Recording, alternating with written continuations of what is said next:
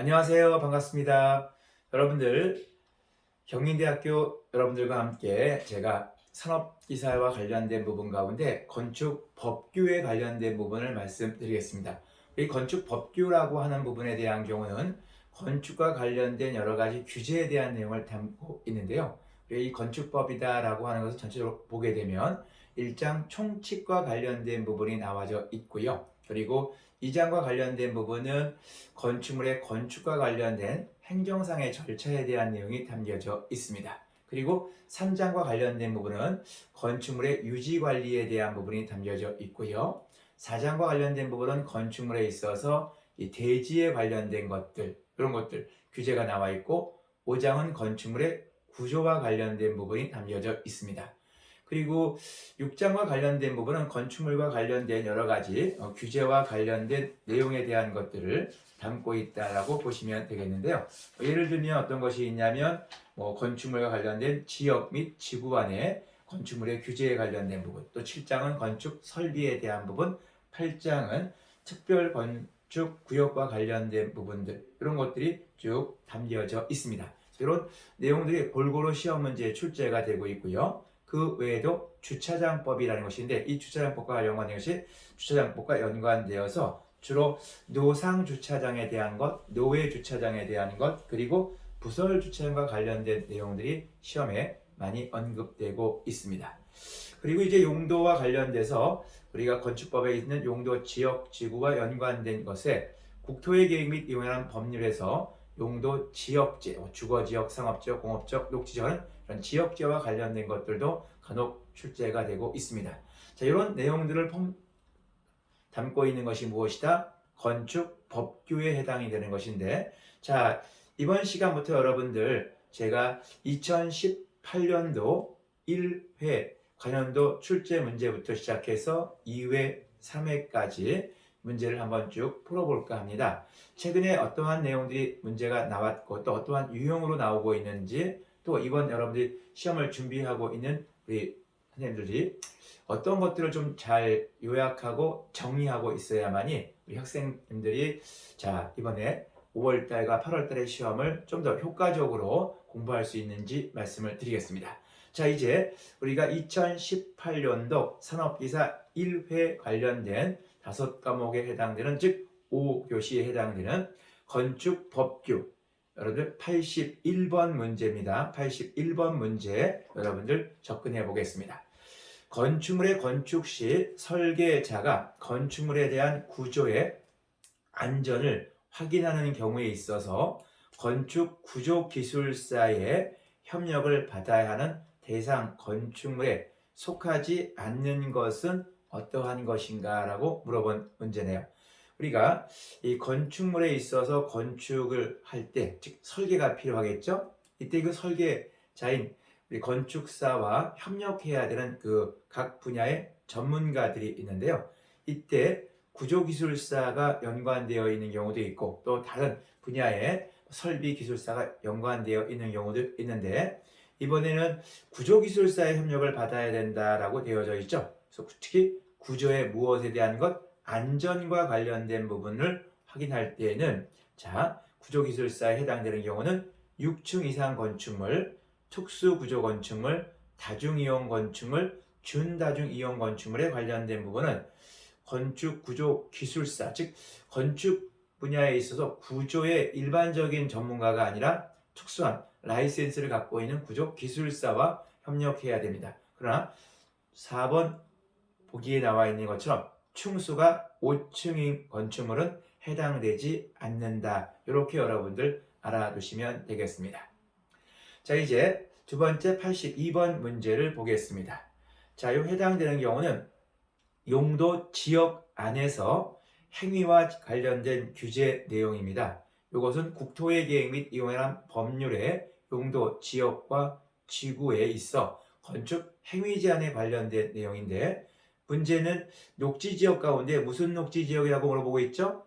자연 녹지 지역입니다. 녹지 지역은 자연 녹지 지역, 자, 그 다음에 생산 녹지 지역, 보존 녹지 지역 세 가지로 구분되어 있는데, 이 중 자연 녹지 지역 안에 건축할 수 있는 건축물의 용도에 속하지 않는 것은 어떠한 것인가? 즉 우리가 보통 자연 녹지지역에서 건축할 수 있는 건축물이 이렇게 명기가 되어 있어요. 즉 국토의 계획 및 용해 감압률 시행령에 정해져 있는데 건축할 수 있는 건축물을 나열했다라고 하는 건 뭡니까? 이 포지티브 개념으로 규제하겠다는 거예요. 이것은 뭐뭐 건축할 수 있는 건축물에 대한 것을 단독주택, 노유자 시설, 운동시설, 제1종, 제2종, 근생시설과 관련된 것들을 할 수 있다라고 되어져 있는데 이렇다는 얘기는 규제가 엄하다, 강하다? 자, 매우 엄하고 강하다는 겁니다. 즉 완화되어 있지 않다. 무슨 얘기냐면 이 녹지 지역에서는 요 명기되어 있는 용도만 가능하고 나머지 용도들은 건축할 수가 없다라는 얘기는 규제가 상당히 강하게 적용된다. 다시 얘기하면 녹지 지역은 규제를 강하게 하면서 녹지를 보존해야 되기 때문에 이와 관련된 곳에서는 아파트 같은 경우는 건축물의 용도에 건축할 수 있는 용도에 속하지 않는다. 즉 아파트 같은 것이 건축되게 되면 자연 녹지가 훼손될 수 있기 때문에 이런 것들을 규제하고 있다라고 보시면 되겠습니다. 자, 이제 다음 문제 보시겠습니다. 83번 공동주택 중 아파트로서 4층 이상의 층에 세대가 둘 이상의 직통계단을 사용할 수 없는 경우 발코니에 설치하는 대피공간이라고 하는 것을 갖추게끔 되어져 있는데요. 이 대피공간에 관련된 규정은 첫 번째 보기 바깥의 공기와 접하지 않을 것이라고 되어 있는데 아무래도 이 대피 공간이라는 것은 바깥 공기와 접하고 있어야 되겠죠. 그래서 요 1번 보기가 옳지 않은 것이다 라고 보시면 좋겠고요. 나머지 2번 보기를 보시면 대피 공간의 실내의 다른 부분과 방화 구획으로 구획할 것. 그래서 이 대피 공간은 실내의 다른 부분과 방화 구획으로 구획을 해서 화재가 번지는 것을 좀 막는 의도로 규정되어 있다라고 보시면 되겠고요. 세 번째 보기 대피 공간의 바닥 면적은 각 세대별로 설치하는 경우에는 2제곱미터 이상으로 해야 된다. 공동으로 할 때는 3제곱미터 이상이 필요한데요. 각 세대별로 설치할 때는 2제곱미터 이상이면 됩니다. 이건 무엇을 의미하면 화재가 났을 때 어때요? 가족 구성원들이 이렇게 일치나마 자, 화재를 피해서 좀 구조를 받기 전에 잠시 머물러 있어야 되겠죠. 그래서 너무 작은 면적이 예컨대 있게 되면 아무래도 그 대피할 수 있는 공간이 너무 협소해져서 문제가 발생할 수 있기 때문에 대피 공간의 바닥 면적은 각 세대별로 설치하는 경우에는 2제곱미터 이상, 공동으로 하는 경우에는 3제곱미터 이상에 대한 것을 갖추게끔 되어져 있습니다. 이것도 여러분이 꼭 기억해 주십사 부탁을 드리겠고요.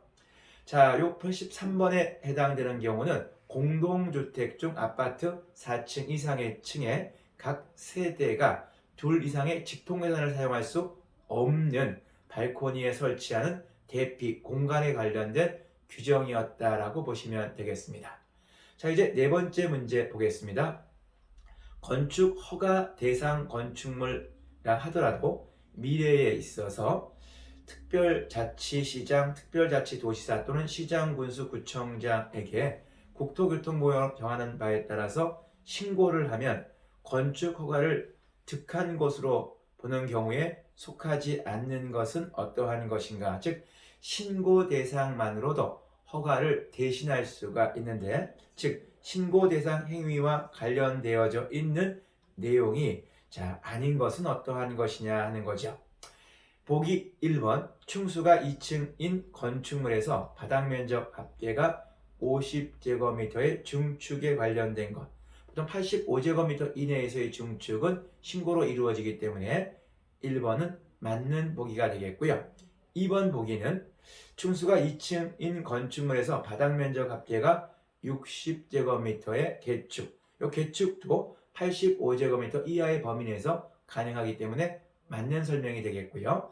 3번 보기는 층수가 2층인 건축물에서 바닥 면적 합계가 80제곱미터의 재축, 이것도 85제곱미터 이하에 해당되기 때문에 해당이 되는 옳은 설명이 되겠죠. 보기 네 번째, 연면적이 300제곱미터이고 층수가 3층인 건축물에 있어 대수선에 대한 경우, 이 대수선이라고 하는 것은 연면적 200제곱미터 미만이고 그리고 3층 미만인 건축물의 대수선에 한해서만 건축 신고를 하게 되면 건축 허가를 득한 것으로 간주해 주고 있습니다. 그런 의미에서 여러분들 시험 문제 즉 84번의 보기 4번에 대한 것이 잘못된 설명이다라고 보시면 되겠습니다. 대수선이라는 건 여러분들 연면적이 몇 제곱미터 미만? 200제곱미터 미만이고 층수는 몇 층 미만? 3층 미만에 해당되는 대수선에서만 신고로 인주해 준다. 신고사항에 해당이 된다라고 보시면 되겠습니다. 자, 이제 다음 문제를 보실까 합니다. 85번에 해당되는 문제인데요. 자, 이 문제는 건축법과 연관되어서 대지의 분할 제한에 관련된 문제입니다.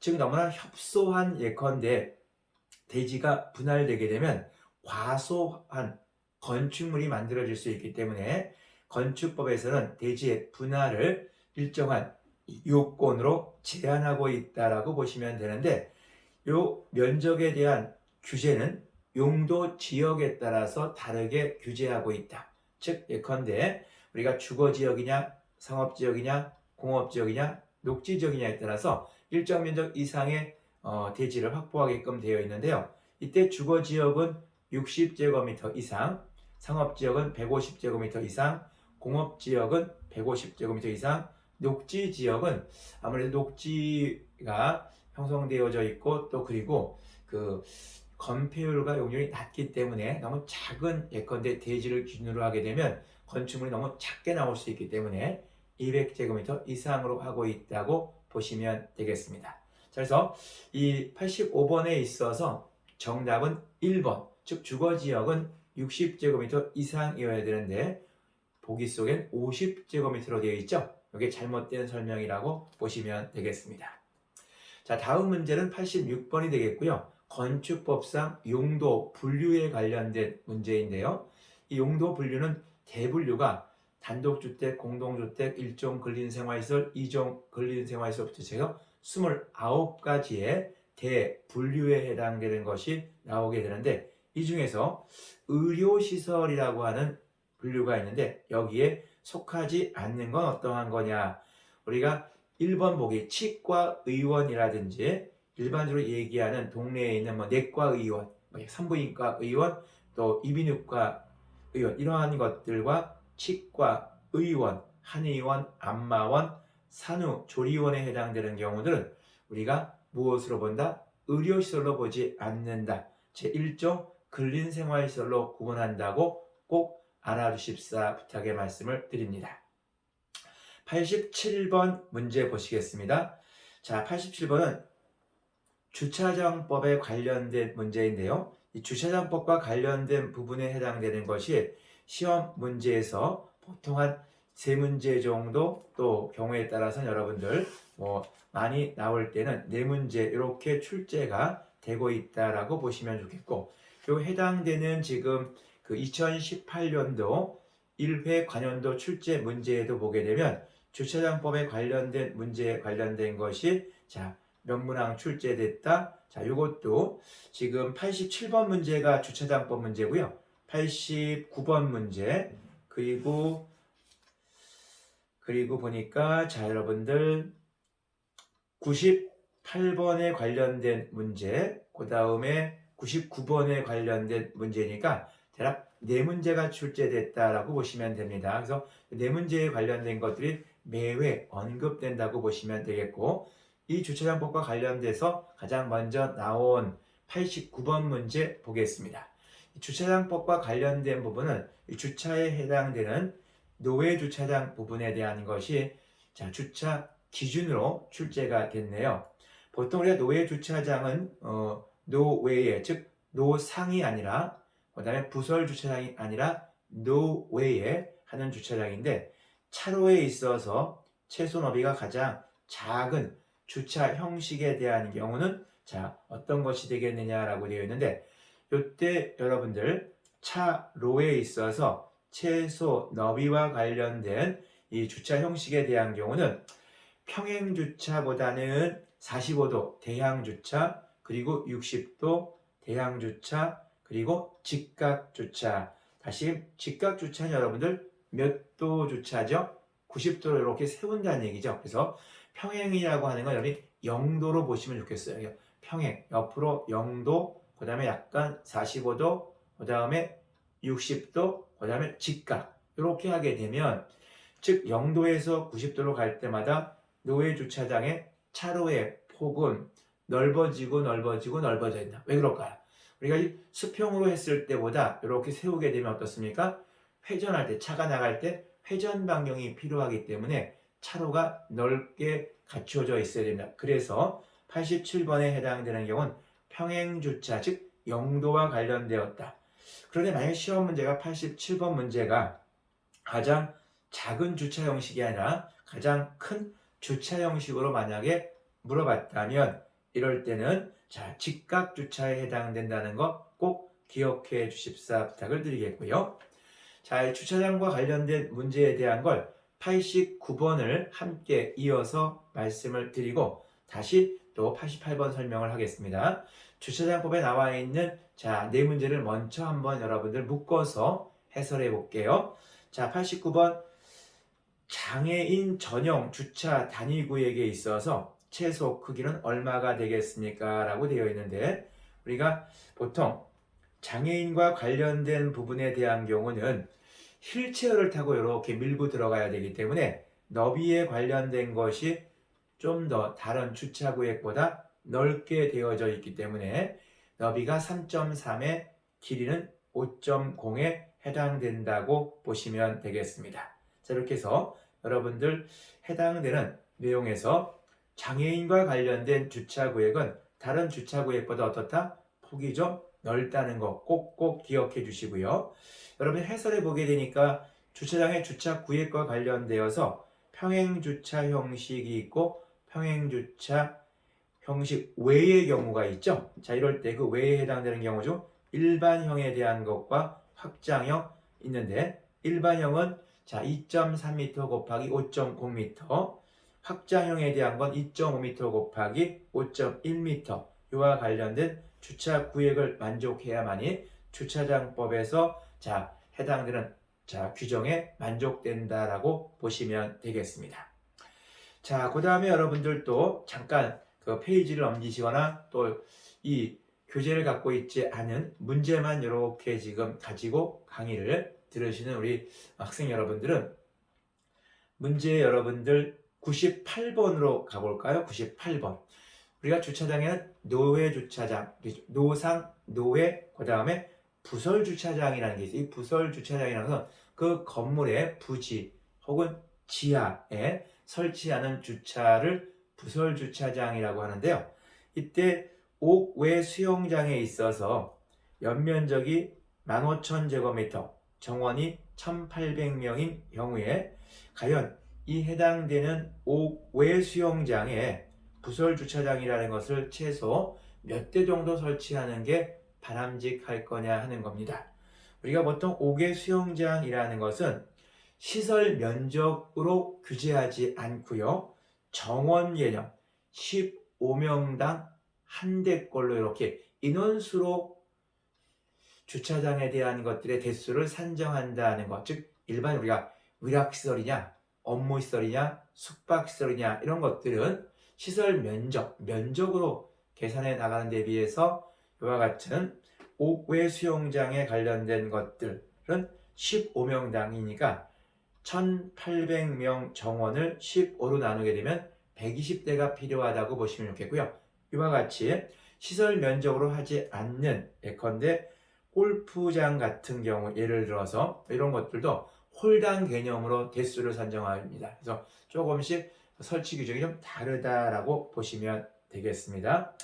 자, 그 다음에 면적과 연관되어서 예컨대 예를 들어서 자 운동시설과 관련된 부분은 5개 수영장은 면적으로 하지 않습니다만 5개 수영장 같은 거를 제외한 경우는 시설 면적 150제곱미터당 한 대꼴로 설치 규정이 있다는 게 자 해설에 나와 있으니까 참고하시면 되겠고요.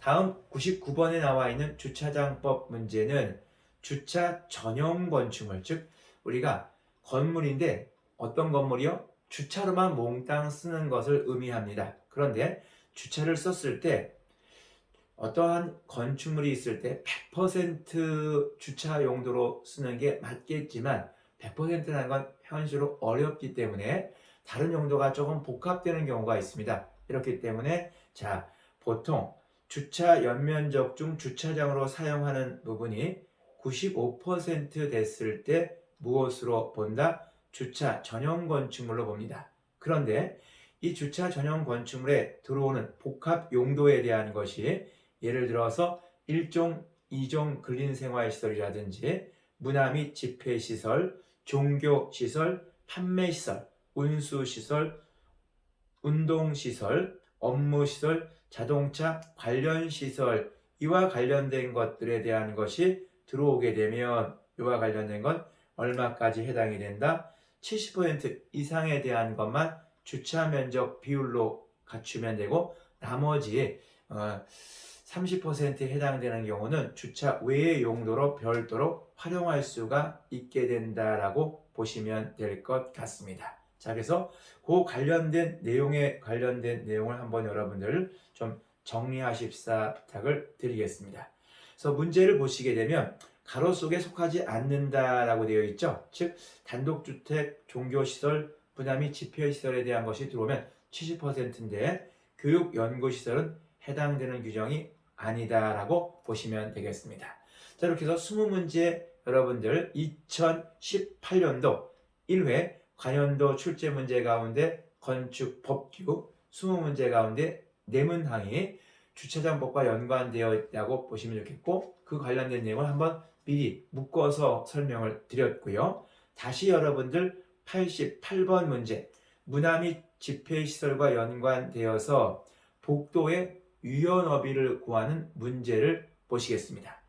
자, 이 복도의 유연너비와 관련된 부분에 대한 경우는 문화 및 집회시설 중에서 공연장에 있어서 관람석과 접하는 복도의 유연너비를 규정하고 있는데요. 이건 어떤 식으로 규정하고 있냐면 해당되는 부분에 있어서 자, 유연너비와 관련된 건 최소 얼마 이상이 돼야 되느냐 하는 것인데 여기 시험 문제 보기 속에서 면적이 주어졌죠. 400제곱미터로 주어졌습니다. 자, 이럴 때 해당되는 경우는 자, 그 해당되는 제곱미터와 연관되어서 거기에 이제 면적 100제곱미터를 기준으로 해서 곱하기 0.6을 하게 되면 해당되는 그 개별 관람석 출구에 유연너비의 합계가 나오게 됩니다. 그래서 이걸 계산하게 되면 여러분들 얼마가 나오게 된다? 자, 개별 관람석 출구의 유연너비는 얼마가 된다? 자, 2.4m가 된다라고 보시면 돼요. 그런데 최소한 이와 관련된 그 출구는 2개 이상의 출구를 갖춰야 됩니다. 그렇기 때문에 최소한 1.5m 2개를 갖춰야 되기 때문에 2.4m의 폭이 나온다 할지라도 최소 얼마로 본다? 3.0m에 해당되는 개별 관람석 출구의 유연너비가 산정된다고 보시면 됩니다. 자, 그런데 여러분들 시험 문제는 복도의 유연너비를 물어봤죠. 이 복도의 유연너비와 연관된 부분에 대한 경우는 1.5m에 해당된다. 이렇게 봐주시면 되겠고 이것과 연관지어서 만약에 여러분들 이번 시험 보는 문제에서 개별 관람석의 출구에 대한 유연너비의 합계를 물어보게 되면 바닥면적 400제곱미터일 때 공식 400에 대한 걸 100제곱미터로 나누어서 100제곱미터 0.6m씩 증가한다고 가정하게 되면 2.4m가 나오지만 1.5m짜리 최소한 2개가 설치돼야 되기 때문에 3m의 유연너비의 합계가 필요하다는 것도 요 88번을 통해서 좀 더 참고하십사 하는 의미에서 부연 설명을 좀 길게 했습니다. 자, 다시 90번 문제로 가게 되면요. 연면적 200제곱미터를 초과하는 건축물에 설치하는 계단에 관한 기준으로 옳지 않은 것은 어떠한 것인가 했는데 4번 보기를 보시면 계단의 유효 높이에 해당되는 경우는 1.8m 이상이어야 된다고 되어 있는데 계단의 유효 높이에 관련된 것은 2.1m라고 보시면 좋겠고요. 그 다음에 나머지 관련되어져 있는 보기들, 자 1번 높이가 3m를 넘는 높은 계단이 되게 되면, 자 너무 계단이 쫙 이어지면 너무나 경사각도가 급하게 나올 수 있기 때문에 3m 이내마다 너비 120cm 이상의 계단 참을 설치해야 된다는 규정은 맞는 설명이라고 보시면 좋겠고요. 두 번째, 높이가 1m를 넘는 계단 및 계단 참의 양 옆에 있는 난간을 설치해야 된다. 맞는 설명이 되겠고요. 3번 보기에 대한 경우는 판매시설 용도에 쓰이는 건축물의 계단인 경우는 계단 및 계단 참의 너비가 120cm 이상이어야 된다. 네, 맞는 설명입니다. 지금 현재 요 90번 문제는 건축물에 설치하는 계단에 관련된 건축법상의 기준에 대한 걸 나열해 놓고 있는 문제다라고 보시면 되겠습니다. 다시 91번 문제에 대한 경우는 국토의 계획 및 이용에 관한 법률과 연관되어서 용도 지역제와 관련된 문제인데요.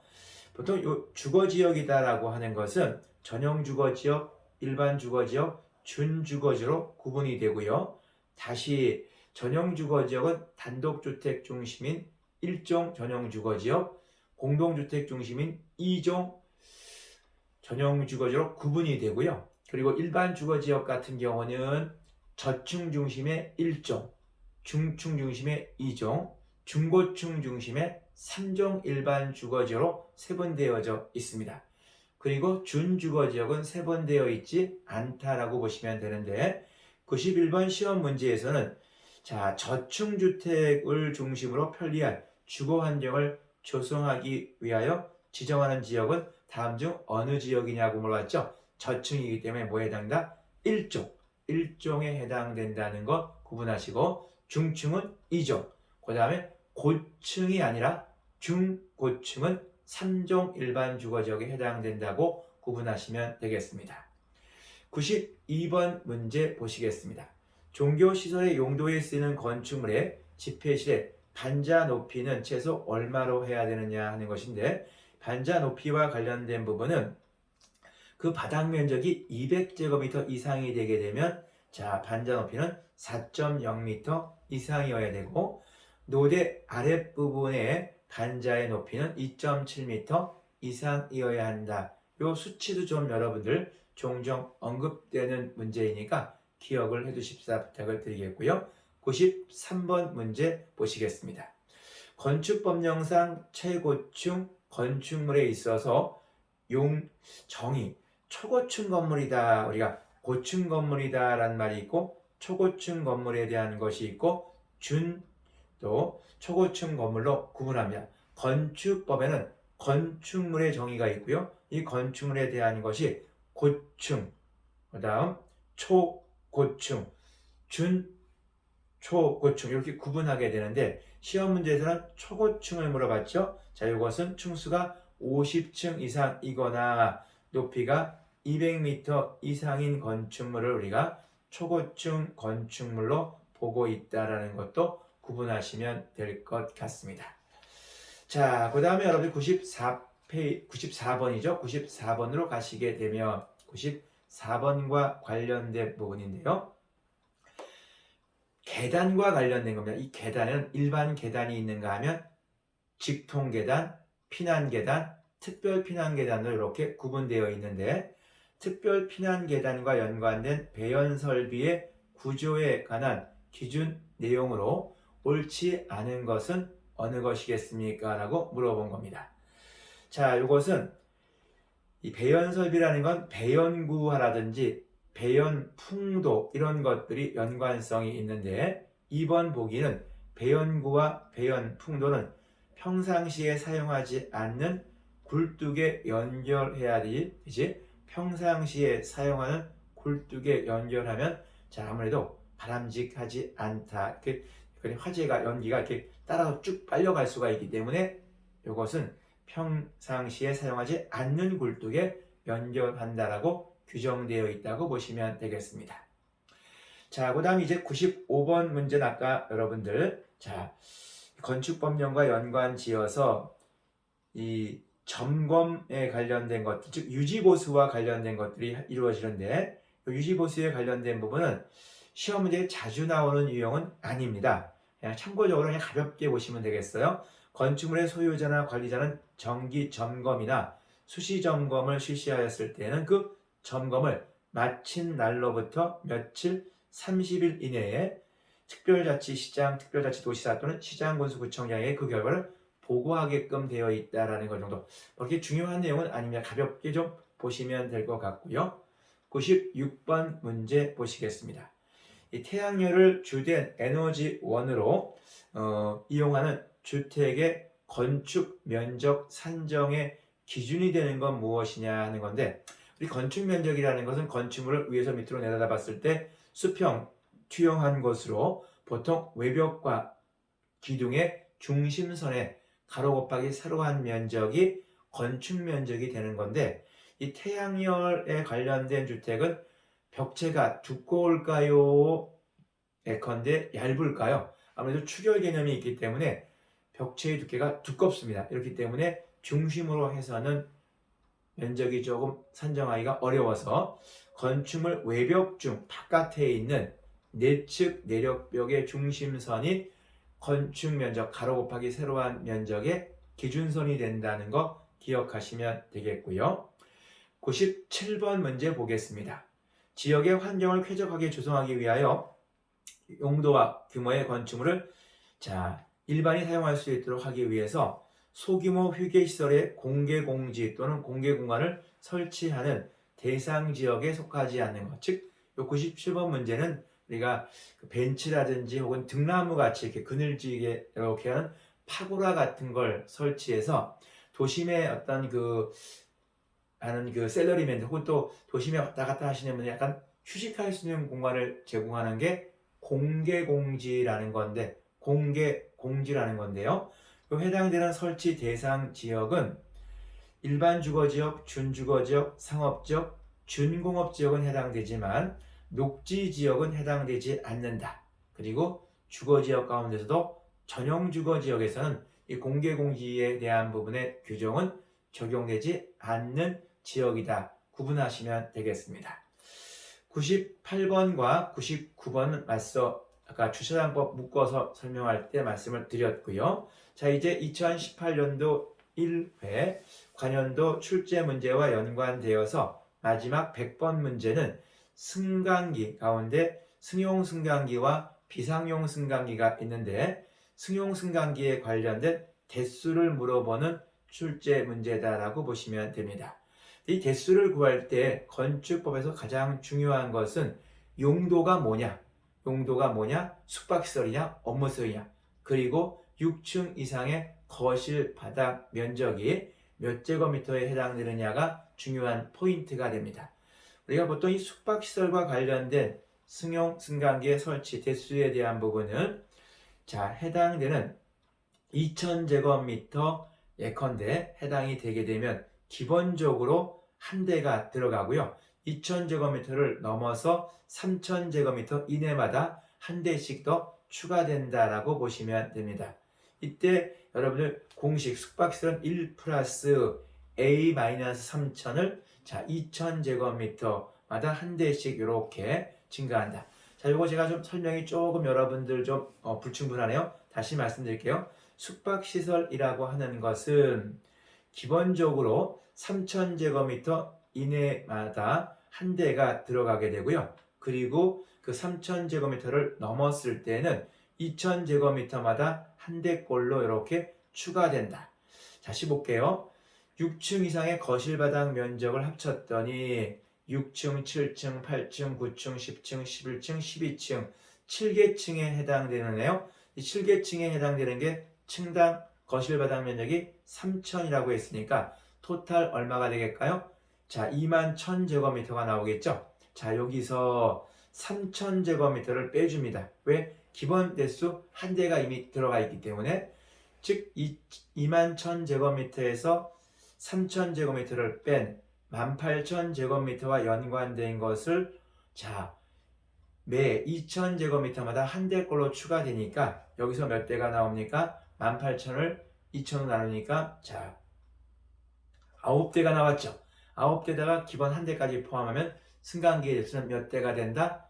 10대가 된다고 보시면 좋겠고요. 이럴 때 8인승을 기준으로 해서 10대인데 시험 문제 보기서는 8인승을 기준으로 했느냐 16인승 이상으로 출제했느냐를 구분하시면 좋은데 100번 문제는 16인승 이상으로 했기 때문에 자 10대가 아니라 몇 대만 설치해도 10대를 설치한 것으로 간주한다. 5대만 설치하면 된다. 이렇게 봐두시면 되겠습니다.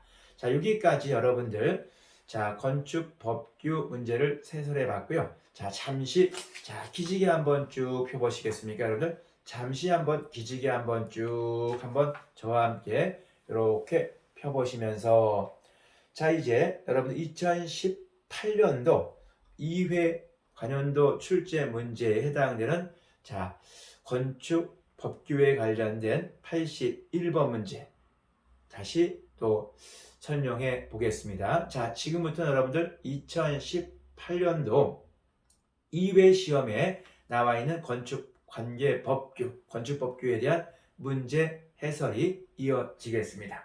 자, 81번 문제는 어떤 문제인가요, 여러분들? 자, 피난 안전 구역에 관련된 면적을 산정 방식으로 옳은 것을 구하라는 문제입니다. 자, 우리가 피난 안전 구역의 면적이 최소한 몇 제곱미터는 확보되어야 하는 것은 그 해당되는 안전 구역의 위층에 제실자 얼만큼 거기에 자 머무르고 있는 즉 거기에 해당되시는 분들이 몇 명에 해당되느냐 거기에다가 0.5를 곱한 값 곱하기 0.28제곱미터를 하게 되면 피난 안전구역의 면적 산정 규정이 된다라고 보시면 되겠습니다. 자 82번 문제는요. 자 용어와 관련된 정의에 해당됩니다. 건폐율의 정의, 용적률의 정의가 있는데 건폐율의 정의는 대지 면적에 대한 즉 대지 면적에 대한 대한이라는 건 분모값에 해당된다 해서 대지 면적은 분모고 건축 면적은 분자값에 올라갑니다. 즉 대지 면적분의 건축 면적의 비율이라고 하는 것은 건폐율 규정으로서 적어주시겠습니까? 건폐율은 밀도, 평면적인 밀도를 규제하고 있는 거다. 이렇게 봐주시면 좋겠고요.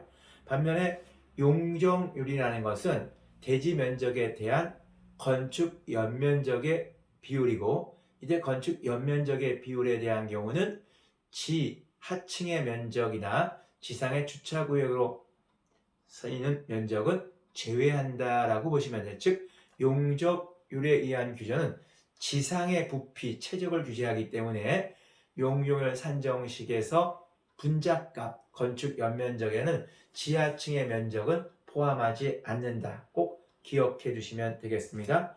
자, 그래서 건폐율은 밀도를 규제하는 것, 용적률은 최적을 규제하는 것이다 라고 여러분들 보시면 되겠습니다.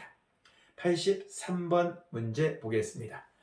건축물에 있어서 관람석 또는 집회실로부터 바깥쪽으로 출구로 쓰이는 문을 안 여닫이로 하여서는 안 되는 것, 즉 밀치고 나가게끔 예컨대 해야 되는데 안 여닫이로 했다라는 얘기는 어떻습니까? 상당 부분 이렇게 좀 불편할 수가 있겠죠. 그래서 문을 안 여닫이로 해서는 안 되는 것은 어떠한 것인가 라고 되어 있는데 위락시설에 해당되는 것, 이런 위락시설과 연관된 부분에 대한 경우는 우리가 바깥쪽의 출구로 쓰이는 문을 안쪽으로 열고 나가는 게 아니라 밀치고 나갈 수 있도록 하는 형태로 갖춰야 되는 것이 위락시설에 해당된다는 것. 즉 화재가 났을 때 신속하게 대피할 방법을 취하기 위해서 이와 관련된 규정을 두고 있다라고 보시면 되겠습니다.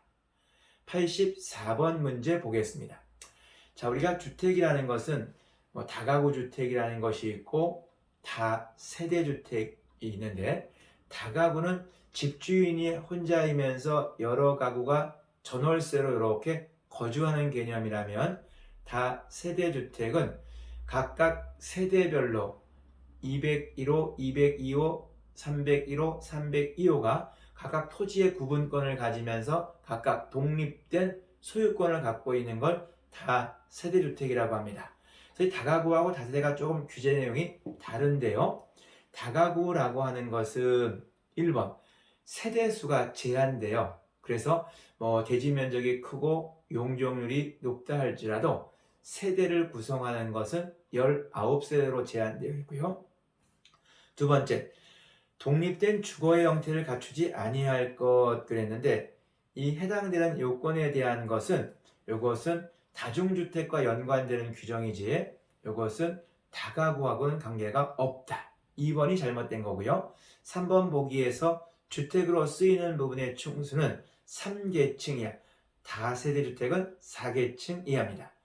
네 번째, 한 개동의 주택으로 쓰이는 바닥 면적에 있어서 합계가 660제곱미터 이하일 것, 즉 200평 이하에 해당된다. 맞는 설명이고요. 다세대주택도 660제곱미터 이하입니다. 같아요. 다만 다세대는 주택으로 쓰이는 부분의 층수가 4계층이기 때문에 좀 다른 거고요. 그 다음에 이 한 동의 주택으로 쓰이는 바닥 면적이 660제곱미터를 초과하게 되면 이럴 때는 연립주택으로 구분한다는 것도 꼭 기억해 주십사 부탁을 드립니다.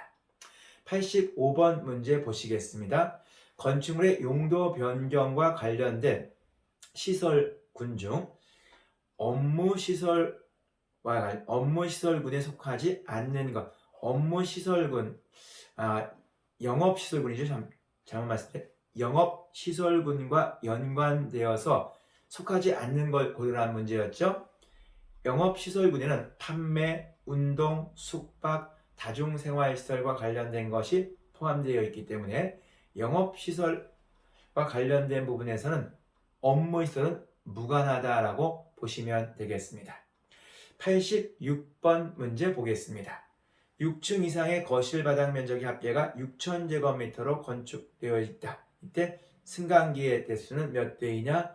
8인승을 승용승강기로 설치했다. 자, 일단 승용승강기 대수는 방금 전에도 제가 출제 문제에서 말씀을 드렸죠. 아까 앞서 말씀드렸던 건 숙박시설이었죠.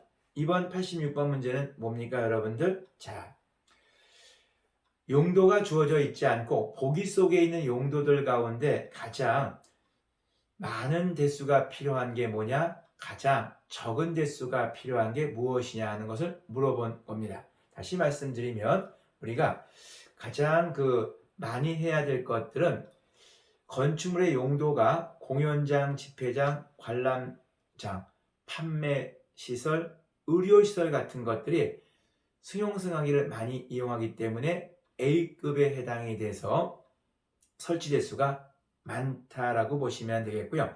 그 다음이 여러분들 위락시설, 숙박시설, 업무시설이 되겠고요. 그 다음이 공동주택, 교육, 연구시설 이와 관련된 부분에 해당이 된다고 보시면 되겠습니다. 자, 그래서 86번 문제는 승용승강기의 최소 대수가 가장 많은 건축물을 그랬으니까 가장 어때요?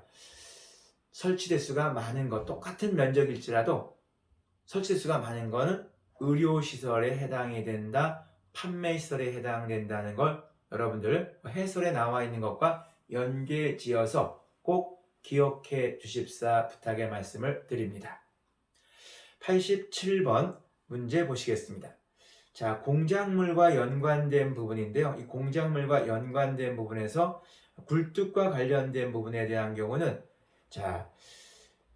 6m에 해당되는 넘는 굴뚝에 대한 것을 가지고 있을 때 해당된다라고 보시면 되겠습니다. 자, 88번 문제 가겠습니다.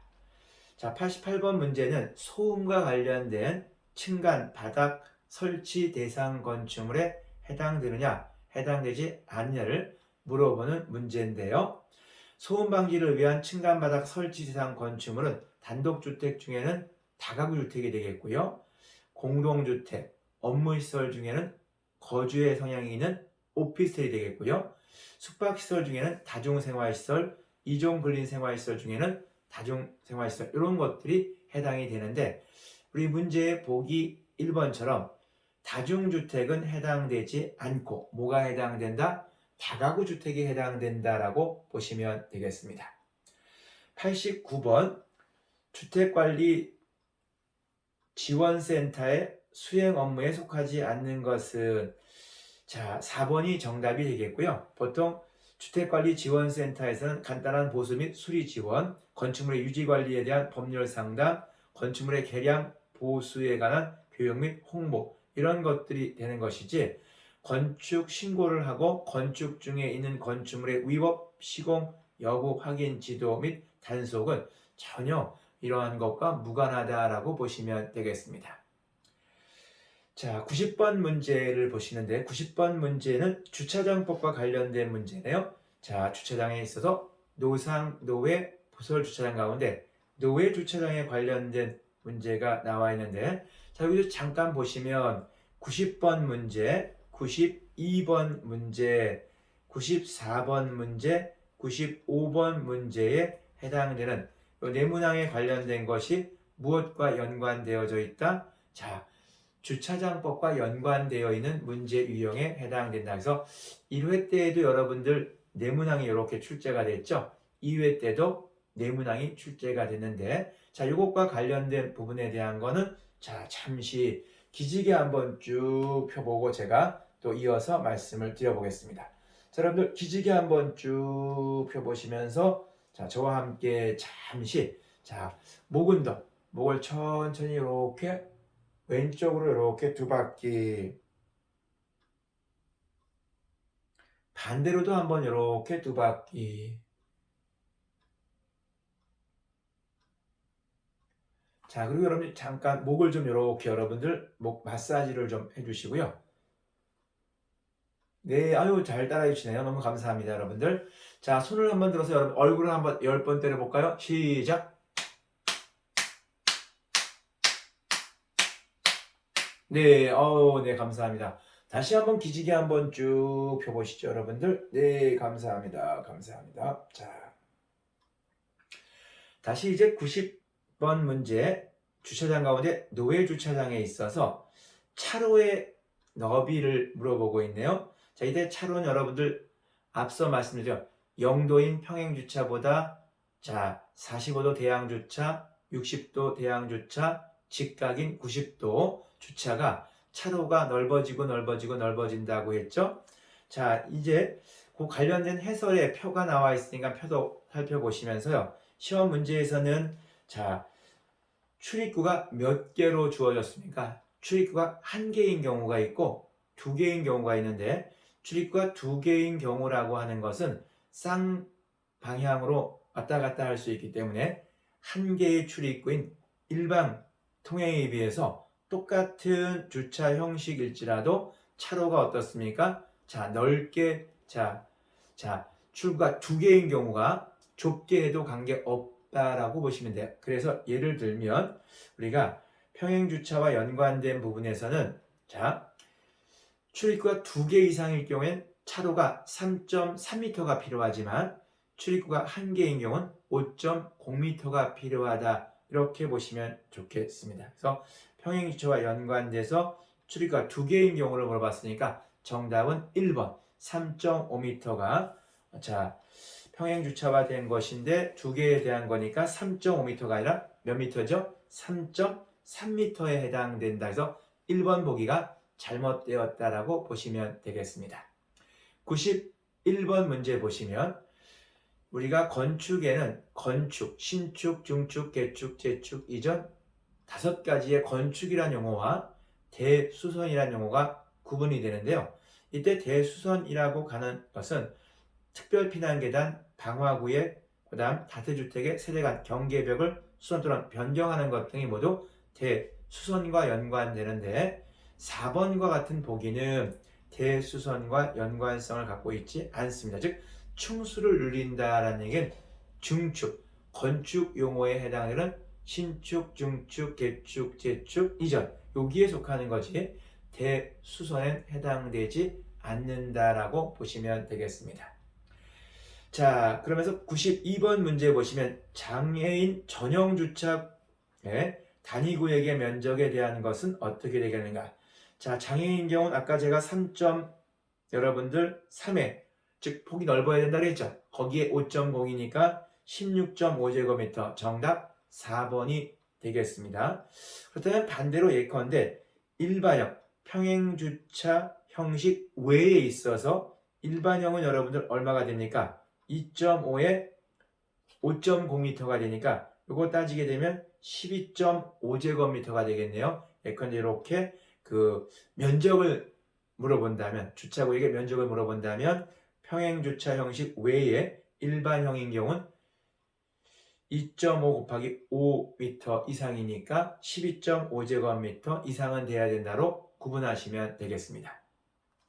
자, 93번 문제를 보시게 되면 관계 전문 기술자의 협력 대상에 대한 건축물의 범위에 대한 건데 93번 문제는 자, 건축 기계설비 기술사, 공조냉동 기계기술사. 우리가 앞서 여러분들 구조 안전에 관련된 건 구조 기술사와 연관된다고 말씀드렸죠.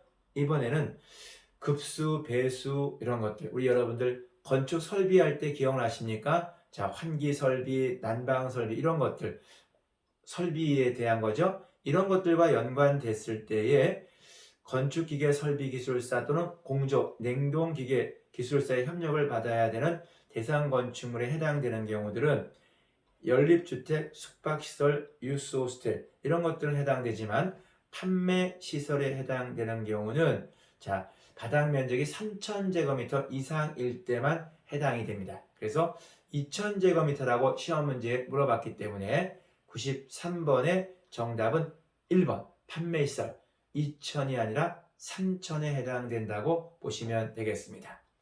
94번 문제는 주차장법과 관련된 문제인데 박스에다가 이렇게 내용을 수록해 놓고 이게 무슨 내용을 가리키느냐.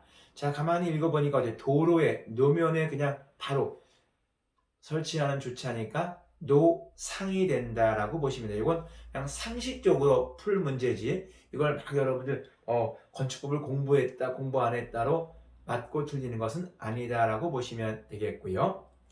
95번 문제 부설 주차장을 건물 내나 건물 부지에 설치하면 되지만 여건이 안 돼서 조금 멀리 설치해야 되는 경우가 있습니다. 이럴 때 인근에 단독 또는 공동으로 부설 주차장을 설치할 때는 주차 대수가 300대 이하에서만 가능하지 300대를 초과하면 안 된다라고 보시면 되겠습니다.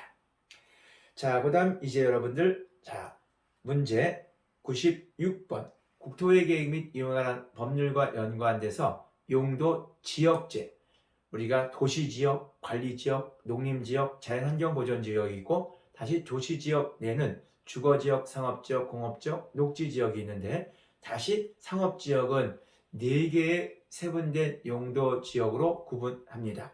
근린상업지역, 일반상업지역, 유통상업지역, 중심상업지역 4가지로 세분되어 있는데 보기 2번과 같이 전형상업지역이란 명칭은 없다. 공업지역에는 준공업지역, 일반공업지역, 전용공업지역이란 말은 있지만 상업지역에는 전용상업지역은 없다고 구분하시면 되겠습니다.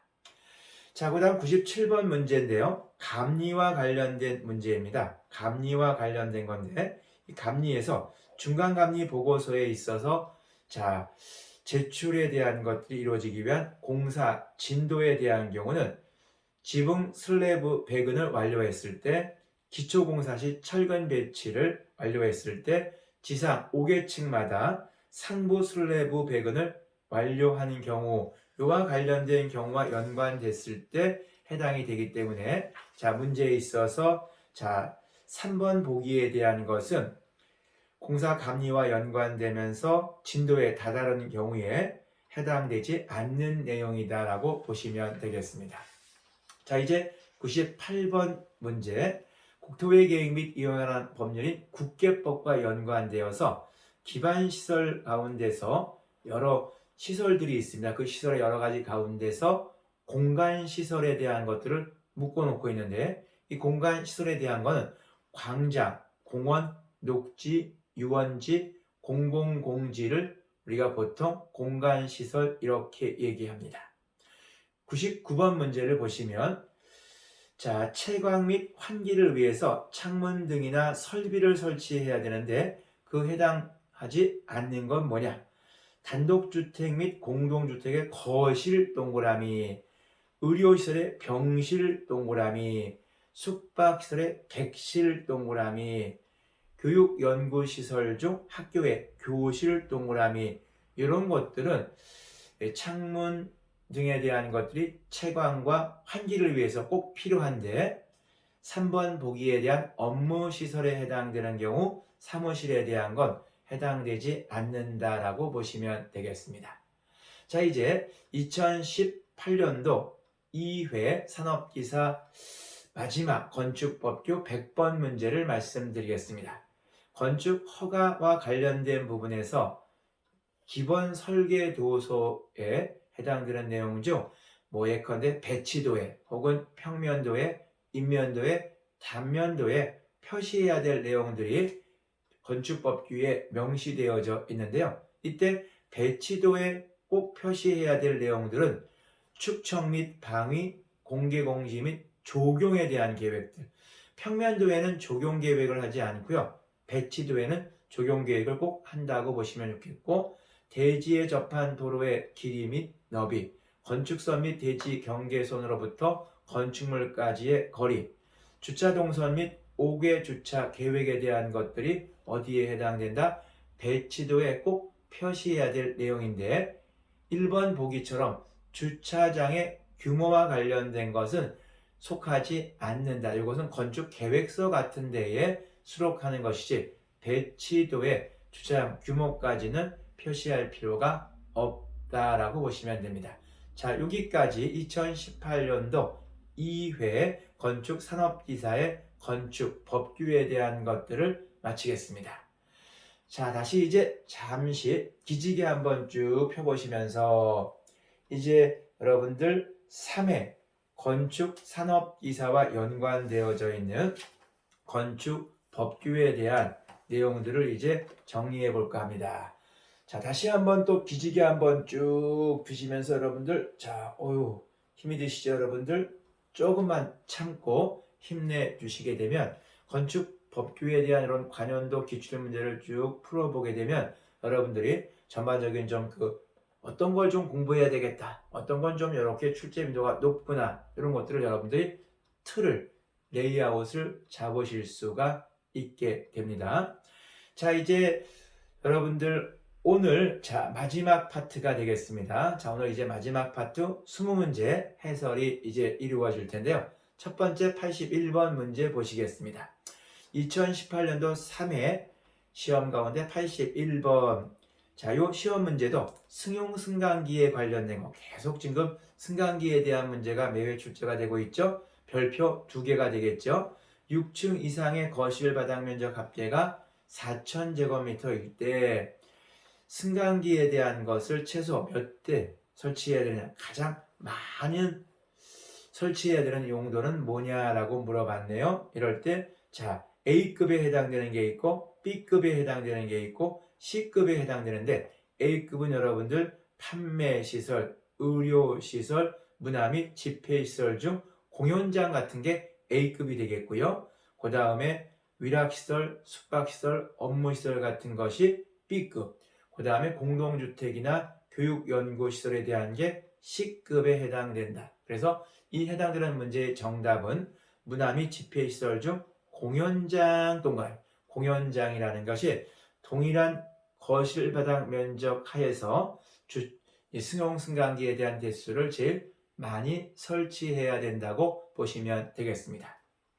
자, 이제 두 번째 문제, 국계법과 연관되어서 용도 지역에 따른 건축물의 행위 제한을 명시하고 있는데 자연녹지지역과 생산녹지지역 안에 모두 건축할 수 없는 것은 녹지가 훼손되는 걸 방지하기 위한 게 뭘까요? 아파트, 수련시설, 노이자시설, 방송통신시설인데 자, 아파트에 해당되는 것이 모두 건축할 수 없는 용도에 해당이 된다라고 보시면 되겠습니다.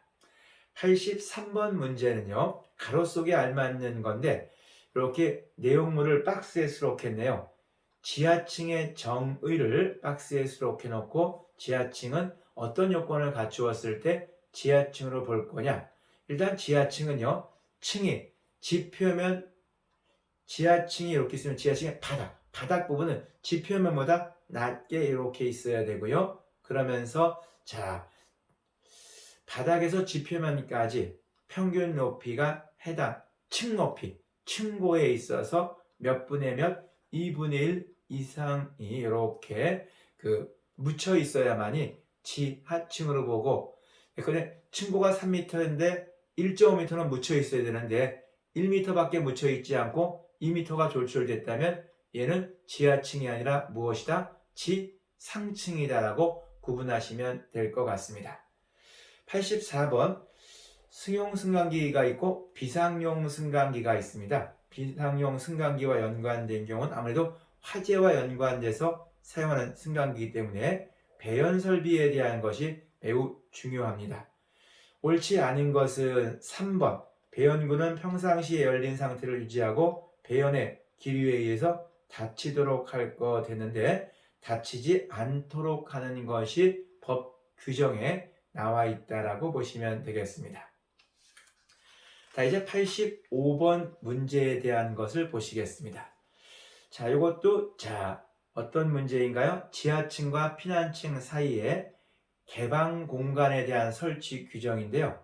자, 여러분들 화재와 연관됐을 때 바닥 면적 합계가 3,000제곱미터 이상인 공연장, 집회장, 관람장 또는 전시장을 지하층에 설치하는 경우, 지하층에 설치하는 경우입니다. 지상층에 설치하는 건 아니고요. 지하층에 설치하는 경우는 각 실에 있는 자가 지하층 각 층에서 건축물 밖으로 피난하여 옥외 계단 또는 경사로 등으로 이용하여 피난층으로 대피할 수 있도록 천장이 개방된 외부 공간을 설치하도록 규정하고 있다라고 보시면 됩니다.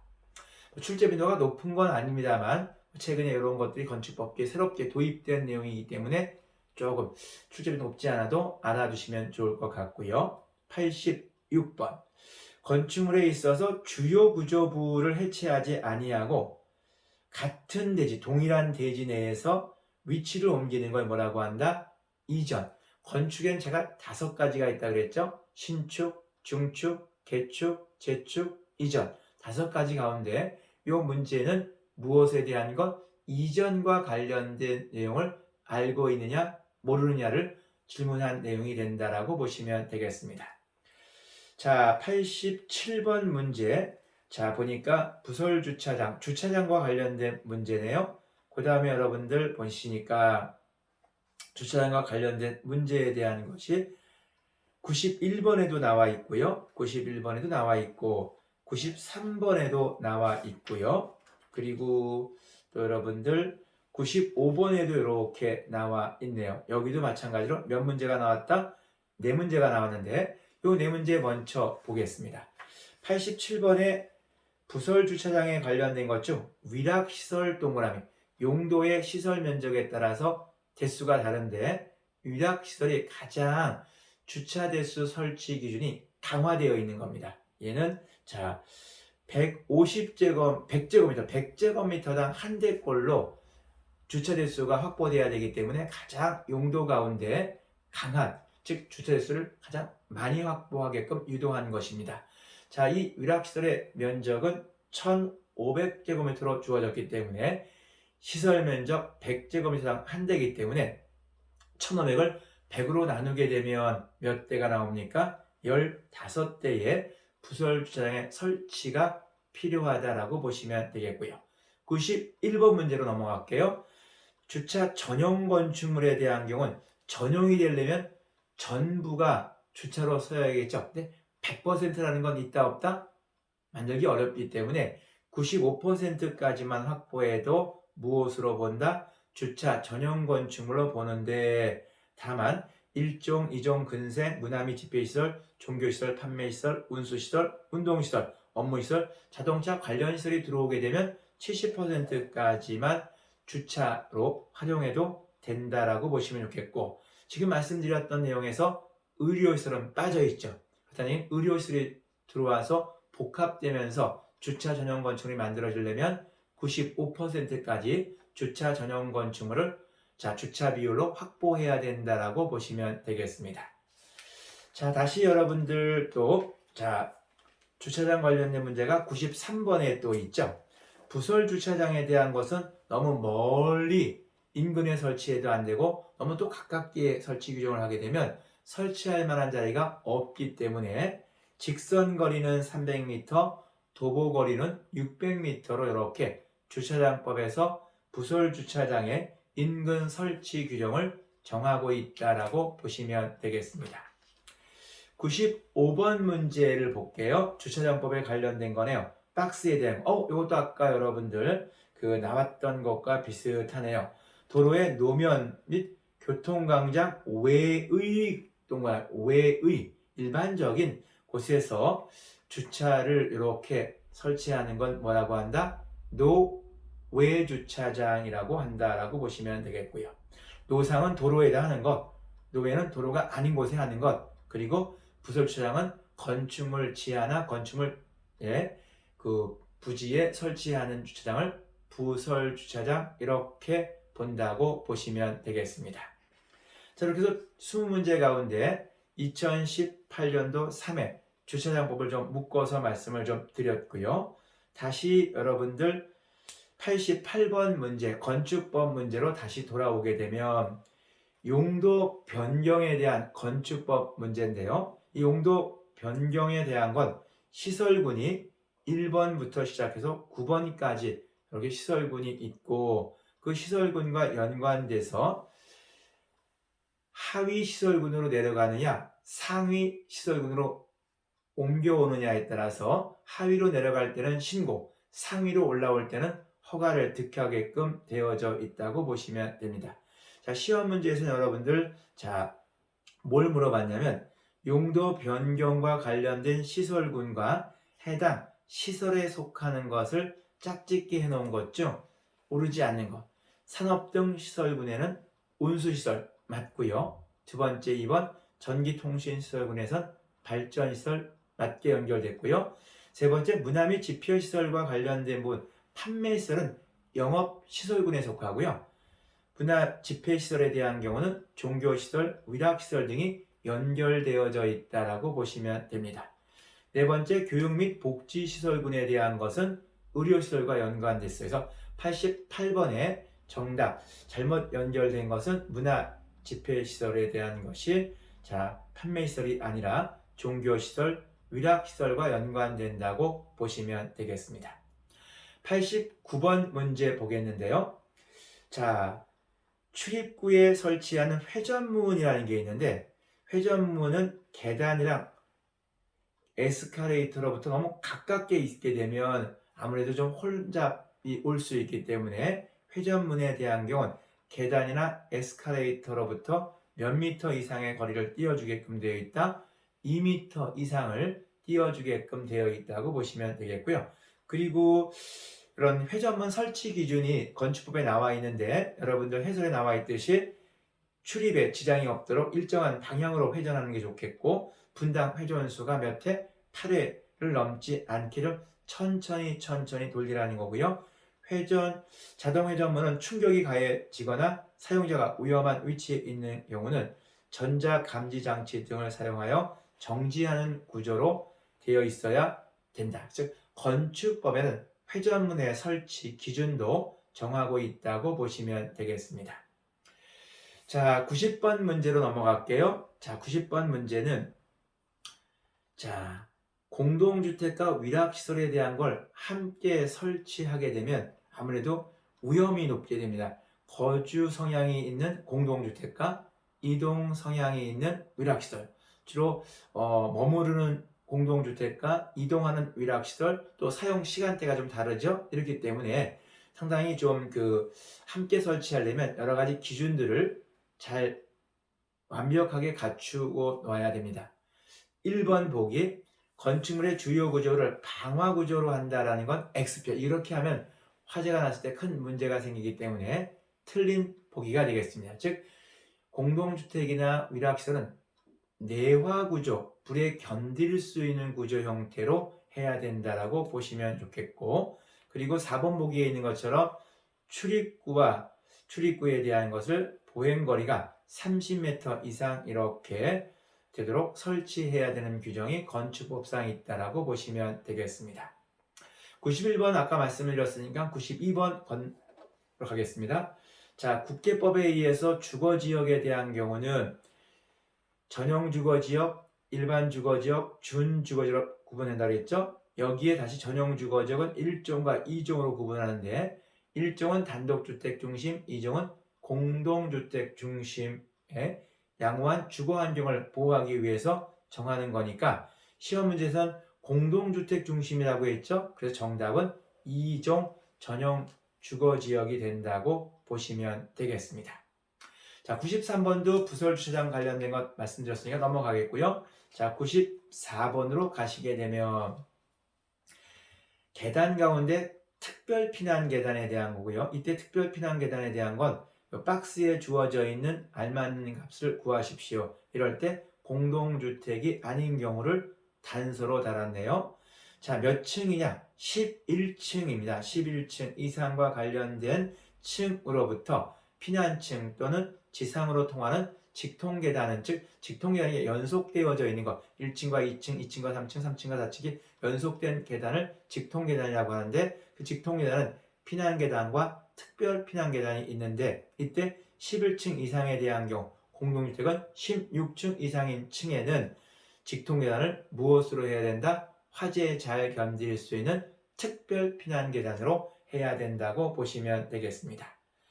자, 96번 문제를 볼게요. 지표면으로부터 건축물의 지붕틀 또는 이와 비슷한 수평재를 지지하는 벽, 깔돌이 또는 기둥의 상단까지의 높이로 산정하는 것. 여기 출제 빈도가 높지 않습니다만 높이를 산정할 때 이 기준점들을 건축법에서 정하고 있는데, 이 해당되는 내용에 관련된 것은 자, 처마 높이에 대한 것을 정하고 있는 거다라고 보시면 되겠습니다. 97번 문제로 갈게요. 자, 급수 배수와 관련돼서 기술사, 어떤 기술사? 건축기계설비기술사, 공조냉동기계 기술사와 관련된 부분에 있어서 자, 연면적 기준은 얼마가 된다? 10,000제곱미터에 해당된다라고 보시면 되겠습니다. 아주 대형 건물에 그러한 기술사가 협력 구조를 갖추게 되지 작은 것까지 이렇게 기술사가 관여하지는 않는다라고 보시면 되겠고요. 98번 문제. 건축허가 신청에 필요한 배치도에 표시하는 거, 아까 여러분들 제가 또 전에 말씀드렸죠. 건축물의 용도별 면적에 대한 경우는 이건 건축계획서에 표시되어 있는 거지 배치도엔 표현되어 있지 않는다. 배치도라고 하는 경우는 공개공지나 조경계획, 주차동선, 5개 주차계획, 대지에 접한 도로의 길이와 너비에 대한 것들은 표시하게끔 되어져 있고요. 그리고 축척이라든지 방위 표시 같은 것도 하게끔 되어져 있다고 보시면 됩니다. 자, 그 다음 이제 99번에 대한 건데요. 필해 설비와 관련된 것들은 몇 미터 이상? 자, 높이 20m 이상. 이것도 뭐 간혹가다 나오는 쉬운 문제죠. 20m 이상이라는 거 꼭 기억해 주십사 부탁을 드리겠고요. 자, 이제 산업기사 2018년도 3회차 오늘차 시에 여러분들 마지막 해당되는 100번 문제에 해당되는 건축법령상 2종 근생에 속하는 것은 어떠한 것인가? 우리가 근생은 1종과 2종으로 구분하게 되는데요. 이때 2종에 해당되는 것이 자, 어떤 거냐? 음식점 가운데 우리가 일반 음식점은 뭐에 속하게 된다? 2종 근생에 해당이 된다라고 보시면 되겠습니다. 그래서 여러분들 우리가 음식점이라고 하는 것이 이렇게 있는데 이 음식점에 관련된 내용에 대한 것이 일반 음식점이 있는가 하면요. 또 어떤 음식점이 있냐면 여러분들 음식점의 종류에 대한 것 중에서 휴게 음식점 같은 게 있어요. 이것은 1종 근생에 속하게 되고 일반 음식점은 2종에 속한다고 보시면 되겠습니다. 그 다음에 무도장 같은 경우는 위락시설에, 한의원 같은 건 1종 근린생활시설에, 도서관 같은 경우는 교육연구시설에 해당이 된다라고 보시면 되겠습니다. 자, 여기까지 오늘 여러분들, 자, 우리 경민대학의 학생님과 여러분들, 제가 건축 설비에 대한 걸 말씀드렸고, 이제 건축 법규에 관련된 부분인데, 건축 법규에 관련된 2018년도 1회차, 2회차, 3회차를 풀어봤고요. 또 다음 여러분들 또 만날 때에는 2019년도 1회차, 2회차, 3회차에 대한 문제를 풀어갈 텐데, 우리 건축관계 법규라는 건 건축법, 주차장법, 국토의 계획 및 이용하는 법률 3개에 관련되어 있고요. 보통 건축법과 연관된 부분은 14문제, 주차장법에 관련된 건 4문제, 그리고 국계법은 2문제 정도가 출제가 되는데, 건축법에서 주로 출제가 되는 건 총칙과 관련된 용어에 대한 것, 그리고 건축 허가와 관련된 허가, 신고, 그리고 감리, 용도 변경 이런 것들이 표현이 되겠고요. 그리고는 건축물의 대지에 대한 건 조경과 관련된 것들, 그리고 지역, 지구 안의 건축물에 대한 것들은 대지 면적의 최소 한도라든지 건폐율, 용적률에 관련된 것들, 그 다음에 설비와 관련된 것은 배연 설비에 대한 거라든지 승용 승강기에 대한 것, 이런 것들이 자주 언급되고 있고요. 주차장법과 관련된 부분은 노상, 노외, 부설 주차장, 특히 부설 주차장에 관련된 문제가 출제 빈도가 높고요.